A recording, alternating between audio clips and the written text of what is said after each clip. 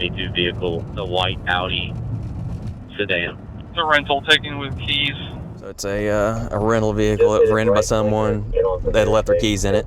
News Channel 5 Investigates was on patrol with Nashville's Juvenile Crime Task Force as they tracked a teen in a stolen car on the streets One person onto North going over the river. and by air. We'll be getting up in traffic at Gallatin Pike here in just a second. And when officers finally had the vehicle cornered in heavy traffic, Everyone, drivers out bailing, run to the back of the car, going over the railroad tracks. our cameras were there as police flooded the area. They got him. Suspect in custody? Right on the east side, or the west side of the bridge, over in the grass of the elementary school. Taking the 17-year-old suspect into custody. You all right? Good job. Good. You got your keys on you? Where's the car at? Other side. Watch out! Oh, no. Breathe, huh? Relax. So this is what we've been talking about the entire time, things we're seeing here every single week. 17-year-old in a stolen car. Again, a stolen car that was easily accessed because the owner or the driver operator left the keys accessible to him. A very nice vehicle, an Audi, very expensive vehicle. Now he's out cruising the streets of Nashville. Here, let me open that up. See if, Oh, here you go. That's a good one right there. Oh, it is a ski mask. Look at that. In fact, the number of kids charged with auto theft has dramatically skyrocketed in the last 5 years, and police say repeat offenders are a big part of the problem. What's priors look like? Previous vehicle theft, evading, resisting, assault of officer, theft of vehicle, trespass resisting. So he had 2 prior motor vehicle theft charges, resisting arrest charges, evading arrest charges, and here we go again. Our investigation discovered the teenager, whose name we don't know, was first arrested for auto theft in July 2018 when he was 16. That charge was retired 6 months later, effectively giving him a second chance. His second arrest in July of this year, auto theft, assault of an officer, evading arrest, and resisting arrest. He was taken to juvenile detention and released after just over 2 hours. While awaiting a hearing on those charges, he got his third arrest. This time he was released after just 3 hours. And then he's back out on the streets again. Yeah, absolutely. He's back out on the streets again. Lieutenant Blaine Whitehead heads the Juvenile Crime Task Force. And we know whatever parent or guardian that had him to begin with had failed in their supervisor duties because he was out there in a stolen car riding through North Nashville. What's going to stop him again if he's released to that same parent or guardian?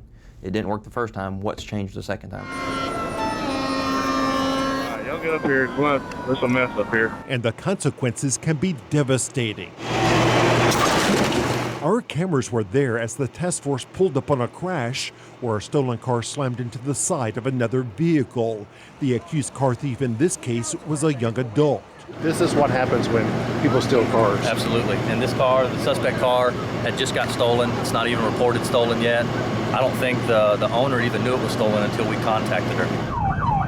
In fact, scenes like this, Yeah, they wrecked out over here. where out-of-control teens crash in stolen cars, have become commonplace. Last year, 24-year-old Corey Joseph Taylor was killed when a carjacking suspect crashed into him on a downtown sidewalk.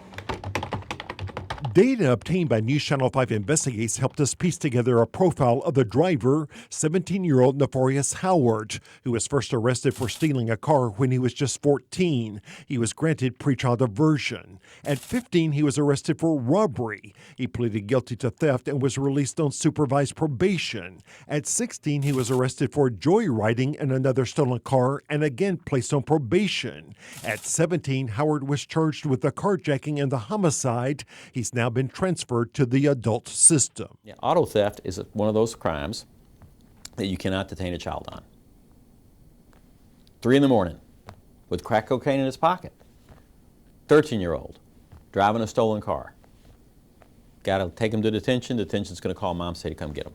Former juvenile prosecutor Jim Todd says the way state law is written, first-time auto thieves must be immediately sent home because auto theft is considered a nonviolent property crime, which he says doesn't teach kids that there are consequences. A magistrate down in Davidson County Juvenile Court or Hardeman County Juvenile Court who sees a kid at 3 in the morning in a stolen car with crack cocaine needs to at least have the ability to say, you know what, I'm going to hold this kid until I can figure out what's going on at home. But the law draws no distinction between stealing a candy bar and stealing a car. That's absolutely true. Juvenile Court Administrator Kathy Sinback. You cannot detain a child for stealing a candy bar, and you can't detain a child for stealing a car on the first offense. Under juvenile law, they are treated the same in terms of not being able to detain them. Does that make any sense? It does not make sense at this point.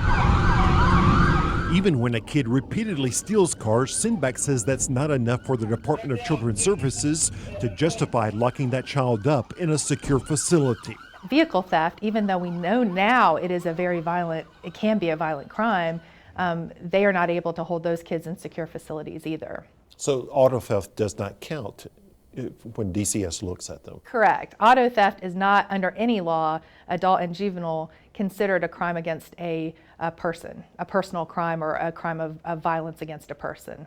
State law does give juvenile court officials the ability to detain a car thief if the suspect was out on probation or awaiting trial on another charge. But our investigation discovered that hasn't always been done. We uncovered a record involving an unidentified teenager arrested May 4th, 2016 for auto theft. 3 days later, arrested for joyriding in a stolen car. He was arrested again on November the 7th and January 5th. He would be implicated in car thefts on February 26th, March 1st, March 7th, and April 1st. On April 19th, he was again arrested. Every time he was released back to the Department of Children's Services. So we assume when we put a child in state's custody that they are going to be getting all of those services, and then they won't be committing crimes. And if they get into trouble, then you expect them to do something. Right. Yeah. In the case of the 17-year-old in the stolen Audi, court officials say they discovered that a screening tool they were using to determine whether to detain offenders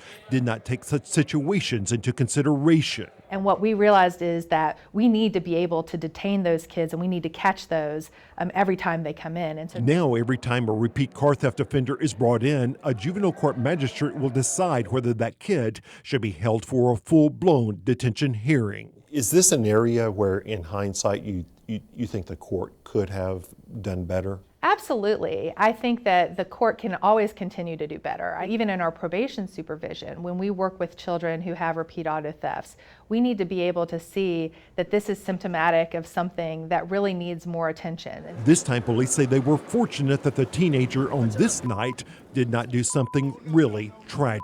Instead of trying to ram other cars, driving over curbs and sidewalks and through buildings and everything else, he made the decision to abandon that vehicle and try to just escape on foot. So while he was making bad decisions, he could have been making even worse decisions.